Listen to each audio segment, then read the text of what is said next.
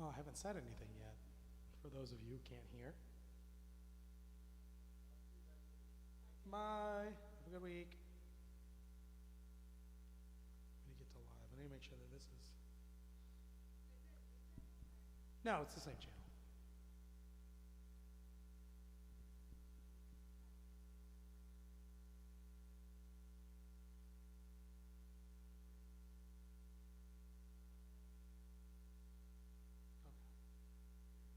Okay. That was me.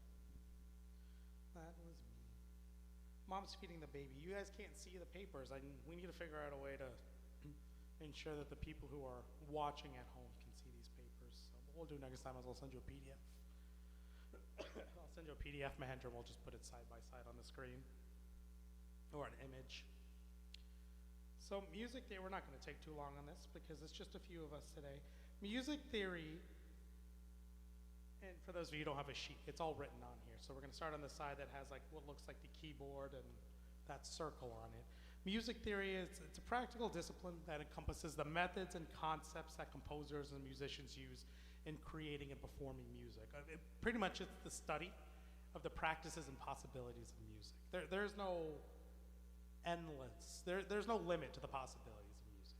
We know that because we have Eastern music, we have Western music, you have, gosh, given how many notes on a keyboard, but there's endless, songs, rhythms, rhymes, tunes that you can make. So music theory pretty much dictates how all of those notes, keys, combinations, rhythms combine together to create the music that's around us. Intuitively and inherently, we all know music theory, or we all have some sense of music theory because of what we've grown up with, especially those of us here in the Mandir. So today we're really going to start off on the foundations of music theory and the foundations of what creates music. And there's two foundations you need to know. The first thing is a note. A note is the Western vernacular of calling a representation of a musical sound. It represents the pitch, the duration of a sound in musical notation. It also represents a pitch class. Notes are the building blocks of written music. So in Eastern music, so in what we do at church, we use the scales sa, re, ga, ma, pa, dha, ni, sa.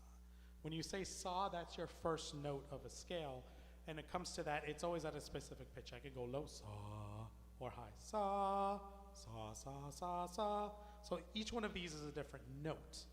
And that's really important because when you combine notes together in a very harmonic way, we get something called a scale.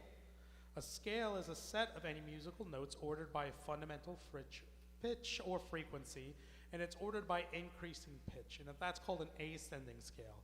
And a scale ordered by decreasing pitch is a descending scale. So looking at this piece of paper, there's some images at the bottom. For those of you who can see it, we'll show you guys and maybe email a copy out later. You'll see that there's a wheel. That wheel is called the chromatic circle. The chromatic circle just has a listing of notes. So you can see there's the letter G, the letter A, B, C, D, E, and F. And then there's some notes in between. We call those our sharps and our flats. So you've got your major notes, which are what would be the white keys on a keyboard, and you've got your minor notes, those are the black keys on the keyboard. So if you count every single one of those notes that you see in that circle, there's 1, 2, 3, 4, 5, 6, I lost count, 6, 7, 8, 9, 10, 11, 12. There's 12, 12 unique notes that exist inside of music, or in the realms of music. 12 unique notes. And like we said, the bass notes are C, D, E, F, G, A, and B, and anything in between that would be a sharp or a flat. So to understand music and to understand scales and notes, it's really all the same thing. A note is just a single pitch. A scale is a bunch of notes stacked together. 1, 2, 3, 4, 5, 6, 7.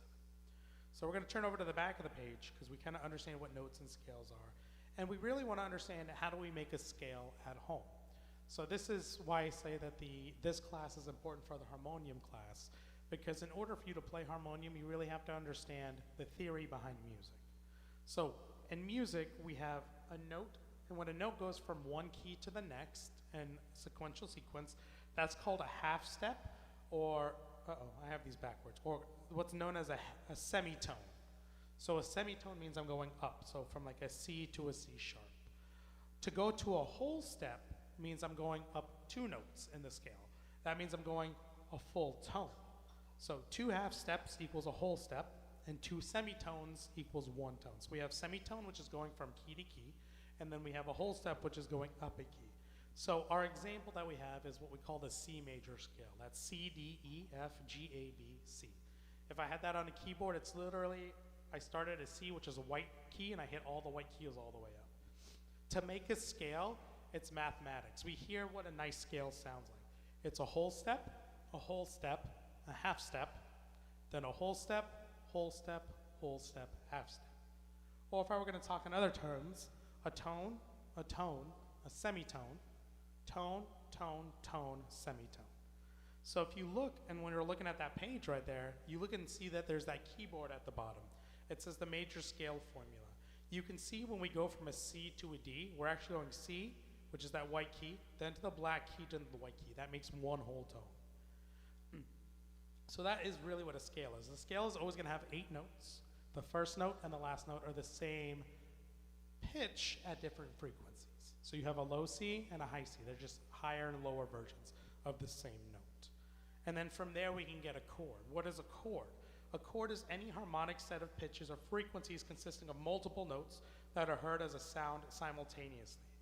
Frequently, and every single time you hear of a major chord, it's always going to be the first note on a scale, the third note on a scale, and the 5th note on the scale. You can also include the 8th note, which is that same note, again, low and high frequency, but it's always 1, 3, and 5.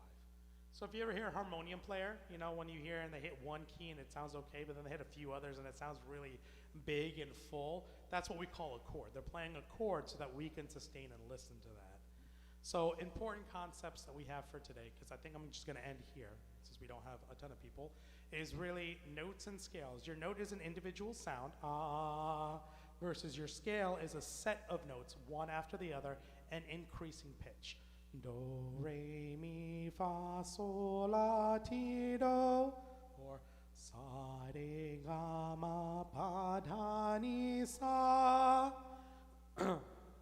And again, to get to that, whole step, half step, whole step, half step. Sa, re, ga, ma, pa, da, ni, sa. And then a chord is the notes that essentially combine together to make that beautiful sound. So it's the first note, the third note, and the 5th note. Sa, ga, ma, sa, ma, ga, sa. 1, 3, and 5. And when you play those things together, that's what kind of makes the harmonium notes and everything go together. Devotees, or for those of you who are watching, we will continue the music theory class in 2 weeks. Next week I won't be here. We're going to recap some of this. I hope some of you can join us in person as we continue to go through this, because again, the fundamentals and foundations that build everything are really what makes music. So unless you're here to see the piece of paper, it makes it a little bit difficult to kind of understand it theoretically. But I want to thank you guys for tuning in and joining us for our first short music theory class. We'll reconvene back here in about 2 weeks, right? Sa, sa, sa. Today, we have a special guest, our musical genius who's walking all over my papers. Okay. Andrew, do you want to go ahead and end it? Sita Ram, everyone. Thank you for joining.